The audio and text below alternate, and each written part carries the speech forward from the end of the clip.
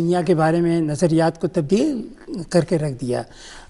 Darwin کے بعد یعنی ہم دیکھتے ہیں کہ دوسرے جو اور سائنٹسٹ آئے ہیں، ان سائنٹسٹ نے جو تبدیلیاں کی ہیں اور دنیا کو جس طریقے سے سمجھا ہے، اس کے نتیجے میں ہوا یہ کہ عقلیت کا عروج ہوا ہے اور اس کے ساتھ ہی عقیدہ جو ہے وہ کمزور ہوا ہے۔ تو ایک سائنسی انقلاب کی جس کی بنیاد رکھی گئی تھی، سائنسی انقلاب کی بنیاد فلسفیانہ فکر کے اوپر بھی تھی اور اس کی بنیاد جو ہے نیچرل سائنسز کے اوپر بھی تھی، اور یہی وہ ایک پوری کڑی ہے جو چلتے چلتے ہم دیکھتے ہیں کہ ہمارے زمانے میں آئنسٹائن تک یعنی مطلب کہ آتی ہے، جس کا نظریہ اضافیت ہے، جس نے پورا ایک سچائی کے جو ایک بنیادی تصور ہے اس کو بھی بدل کے رکھ دیا کہ ایبسولوٹ ٹروتھ جو ہے وہ کوئی چیز نہیں ہوتی ہے۔ تو اس سائنسی انقلاب کے پیچھے دیکھا جائے تو یہ جو سیاسی انقلاب آ رہے تھے، سیاسی انقلاب بھی ایک طرح سے اسی کا حصہ تھا۔ اور دوسرا جو آپ نے بات کی صنعتی انقلاب کی، اس اصطلاح کو ایک ہسٹورین تھا، نام بھی اس کا ٹوائن بھی تھا، یہ ٹوائن بھی نہیں مشہور، اس نے سب سے پہلے اس اصطلاح کو استعمال کیا۔ یہ ایک ٹیکنالوجیکل جو ترقی ہو رہی تھی اور ٹیکنالوجی کے نتیجے کے اندر جو تبدیلیاں آ رہی تھیں اس کے بارے میں ہے کہ کس طرح سے زراعتی معاشرہ جو ہے صنعتی معاشرہ بنتا ہے، اور جب زراعتی معاشرہ صنعتی معاشرہ بنتا ہے تو اس کے ساتھ ہی ساتھ پورا کلچر جو ہے وہ بھی بدل جاتا ہے۔ یعنی اس سے پہلے کام نہ کرنا جو ہے ایک عزت کی بات تھی، جائیداد کا ورثہ میں ملنا عزت کی بات تھی، اب یہ ہو گیا کہ کام کرنا باعث عزت ہو گیا ہے، اور وہ جائیداد بنانا جو اپنی محنت سے بنائی جاتی ہے وہ اس پہ فخر کیا جانے لگا ہے۔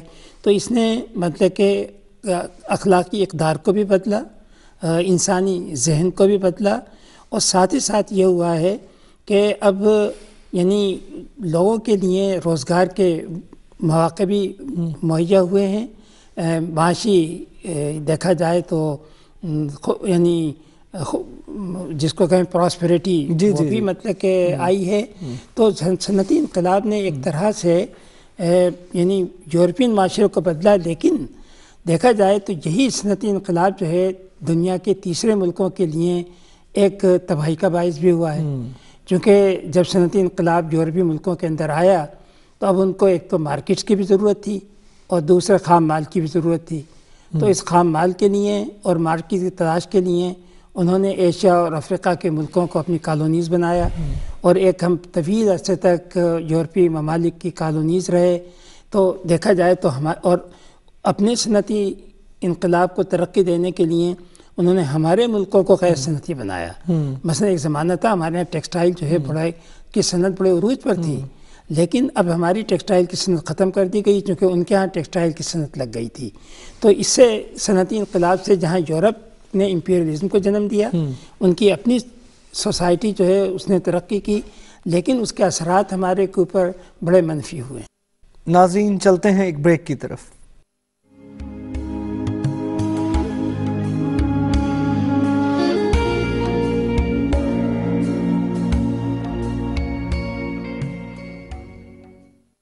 بریک کے بعد خوش آمدید۔ جی پروفیسر صاحب، اس بات کو آگے بڑھاتے ہوئے یہ سوال یہ پیدا ہوتا ہے کہ یورپ جو اتنے ایک انقلابی تحریکوں کی زد میں تھا، جو سیاسی بھی تھیں، سماجی بھی تھیں، صنعتی بھی تھیں، لیکن ایسا معلوم ہوتا ہے کہ دنیا میں صرف یورپ میں ہی یہ تبدیلیاں آ رہی تھیں، اور دنیا کے باقی حصے بالخصوص ہندوستان شاید وہ صدیوں سے سوئے پڑے تھے، جب تک کہ جیسے ڈاکٹر صاحب نے کہا کہ انگریزوں نے ان کو اپنی منڈیاں نہیں بنایا اور اس میں یہ تبدیلیاں ساری کلونیلزم کے ذریعے ہندوستان تک پہنچی۔ تو کیا 18ویں اور 17ویں صدی کا ہندوستان سویا ہوا تھا؟ یہ اس سے پیشتر کے ہندوستان کی بات کریں، ہم ذرا یورپ چلتے ہیں ڈاکٹر صاحب کے فرمودات کے پس منظر میں۔ یورپ میں چرچ اور فیوڈلزم یہ کنجائنٹ تھے، مربوط تھے۔ فیوڈل انٹرسٹ اور چرچ یہ دونوں مل کر عوام پر حکمران تھے۔ جب وینس میں تجارت پھیلی، ناردرن ملکوں میں تجارت پھیلی، سمندری سفر بڑھے، تو تجارت کے پھیلاؤ سے یہ تاجر طبقہ متمول ہوا۔ اس کے متمول ہونے سے شہر جو ہیں ان میں آبادی بڑھی، اور ایک متبادل طبقہ وجود میں آ گیا جو رفتہ رفتہ چیلنج کرنے لگا فیوڈلز کو. لیکن فیوڈلز کو چیلنج نہیں کیا جا سکتا تھا کیونکہ ان کی جو فکری بنیاد تھی وہ چرچ فراہم کرتا تھا، اور چرچ کے اپنے بہت بڑے فیوڈل انٹرسٹ تھے، بہت بڑی زمینیں تھیں، اور بادشاہتوں کے ساتھ وہ مربوط تھے، اشرافیہ کے ساتھ مربوط تھے. تو نتیجہ یہ ہوا کہ یہ جو نئی ابھرنے والی تاجر طبقہ ہے، اسے اپنی سپیس لینے کے لیے ضرورت پڑی کہ وہ ایک ریڈیکل قسم کا نقطہ نظر اپنائے. چرچ سے ایک علیحدہ ہٹ کے دنیا کو دیکھنے کا انداز. آپ نے ڈاکٹر صاحب نے ابھی گلیلیو کا ذکر کیا، کوپرنیکس کا ذکر کیا، یہ کون لوگ ہیں؟ اس سے پیشتر دنیا جو تھیولوجیکل ایکسپلینیشن تھی اس میں یہ تھا کہ دنیا مرکز ہے اور سورج اس کے گرد گھومتا ہے. ان لوگوں نے کیا کیا؟ سائنس، جس طرح ڈاکٹر صاحب نے کہا کہ یہ سارے ایک ہی سوتے سے نکلتی ہیں ساری تحریکیں، اور یہ ایک ہمہ جہتی انسانی ارتقاء ہے. انہوں نے یہ ثابت کیا کہ یہ زمین گھومتی ہے، سورج مرکز ہے. اب زمین پر ان کا نقطہ نظر یہ تھا کہ کرائسٹ، خدا اپنی تجسیمی انسانی شکل میں یہاں آیا ہے، یہ مرکز ہے. تو لہٰذا یہ بہت بڑا متھ جو تھا مذہبی بنیاد پرستی کا، وہ ٹوٹا. اور پھر انہوں نے یہ کیا کہ ہمارے ہاں جو اس وقت ایک یعنی پرانے وقتوں میں جبر کی ایک کنڈیشن تھی، کیونکہ ہمارے ہاں خلافت تھی جس میں دنیاوی اور اسپرچول طاقتیں یکجا تھیں. ہمارے ہاں ابن رشد آیا. ابن رشد نے یہ کہا، دیکھا کہ یہ جو زندگی کے معاملات ہیں ان کو علیحدہ طریقے سے دیکھنا چاہیے، اور یہ جو الوہی معاملات ہیں ان کو علیحدہ طریقے سے دیکھنا چاہیے. یہ آدمی جو ہے یہ پاپولر ہوتا ہے ویسٹ میں، اور ایورسٹ کے نام سے اس کا نقطہ نظر جو ہے وہ لے کر نکلے. یہ ٹریڈنگ کلاس جو ہے وہ لے کر نکلی. سمندروں پر جو یعنی شروع میں جو ایسٹ انڈیا کمپنی ہے یا اس طرح کی دوسری جو امریکہ گئے ہیں، پرتگال گئے ہیں، تو basically they were pyrites early period میں. جی، لوٹ مار، پھر بڑے پیمانے پر وسیع تجارت، اور اس تجارت سے پھر وہ خام مال اکٹھا، اور وہ چاندی، جس سے ایک طرح کی پوری دوڑ شروع ہو گئی. ایک طرف پرتگال ہے، ایک طرف انگلینڈ ہے، ایک طرف فرانس ہے، ایک طرف جرمنی ہے، اور پھر اس میں یہ کالونیل دور جو ہے وہ آتا ہے. اور پھر جہاں آبادی کم ہے، کوئلہ ہے، دوسری چیزیں ہیں، انلائٹنمنٹ کا یا یہ جو رینیسانس کا ایک امپیکٹ ہوا ہے، تو یہ ٹریڈر کلاس جو ہے یہ اپنے طور پر انہوں نے ایک علم کا فروغ شروع کیا.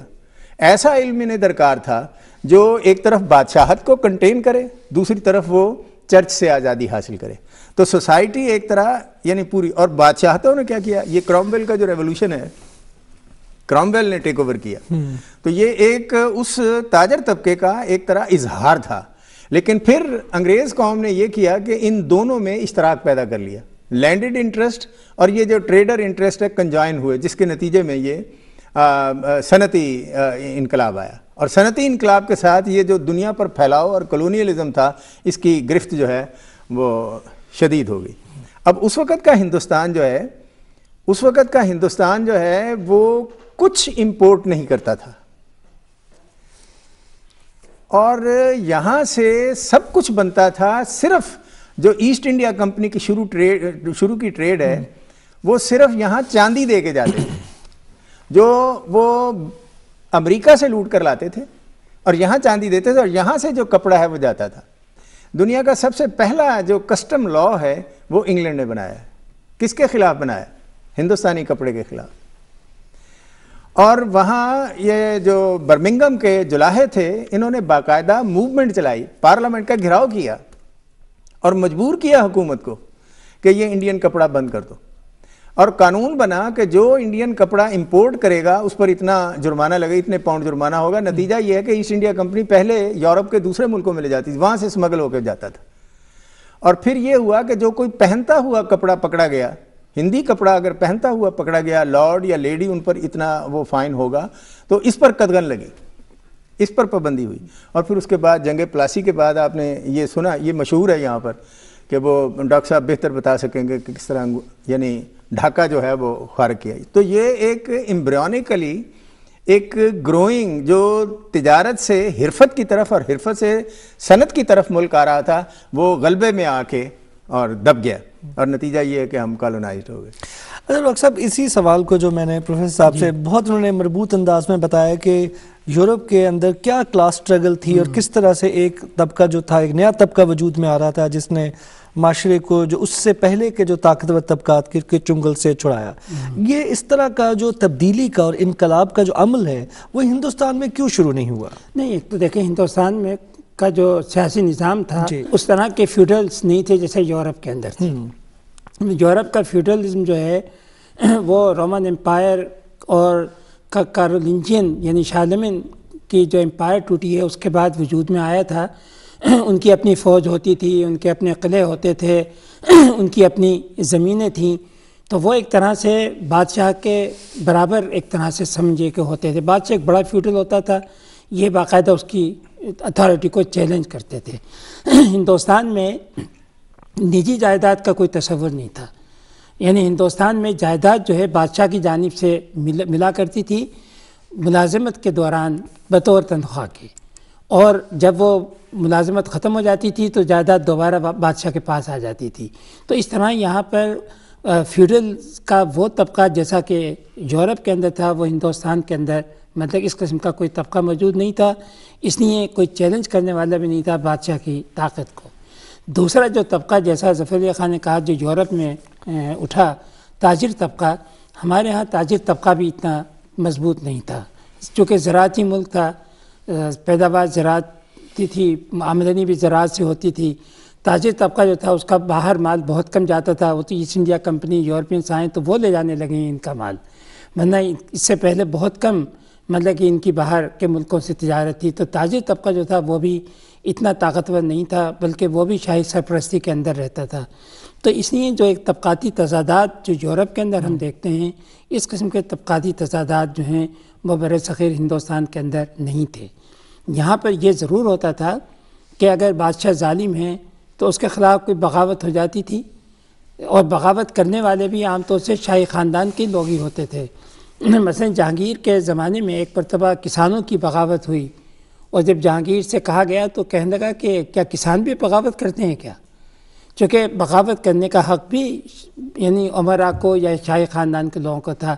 تو ہمارے یہاں اس قسم کے تضادات نہیں تھے، اس لیے بادشاہت کا ادارہ یہاں پر اتنا مضبوط رہا کہ یہاں پر یعنی اس طرح کی تبدیلی نہیں آ سکی جیسی تبدیلی یورپ کے اندر آئی۔ جی پروفیسر صاحب، آپ اس میں کچھ اضافہ کرنا چاہیں گے؟ میں یہ کہنا چاہوں گا، ڈاکٹر صاحب کی بات میں تھوڑا اضافہ کرنا چاہوں گا کہ یورپ میں یہ ہوا کہ ابھرتا ہوا جو سرمایہ دار طبقہ تھا، خاص کر انگلینڈ میں، بادشاہت نے اسے جگہ دی،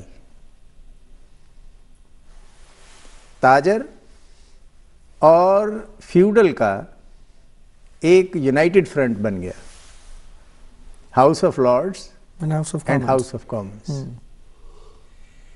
ہندوستان میں جیسا تیسا بھی سرمایہ دار تھا، تاجر تھا، ہمارے جو اشرافیہ تھا، ہمارا جو بادشاہ تھا، انہوں نے تاجر کو وہ سٹرکچر میں، پاور سٹرکچر میں وہ جگہ نہیں دی۔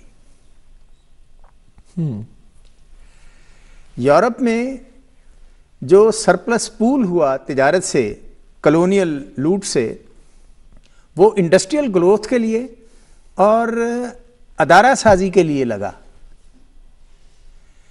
ہم ان سے پہلے سرپلس پروڈیوس کرنے والا ملک تھے ہندوستان۔ ہمارے ہاں تاج محل بنا جس کی کوئی نظیر نہیں ہے دنیا میں۔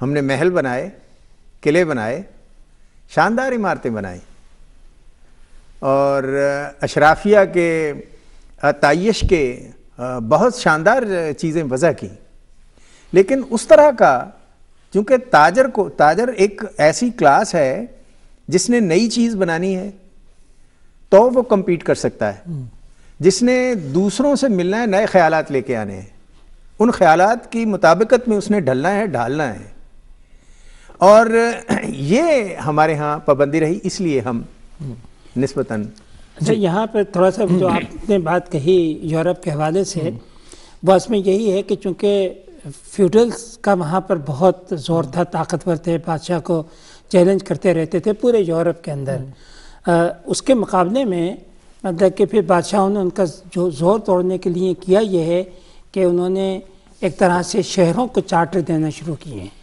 اور شہروں کو چارٹر دینے کا مطلب یہ تھا کہ وہاں کا تاجر طبقہ جو ہے اس کو انہوں نے مراد دینا شروع کی ہیں تاکہ ان کو فیوڈلز کے مقابلے میں مطلب کہ لایا جا سکے۔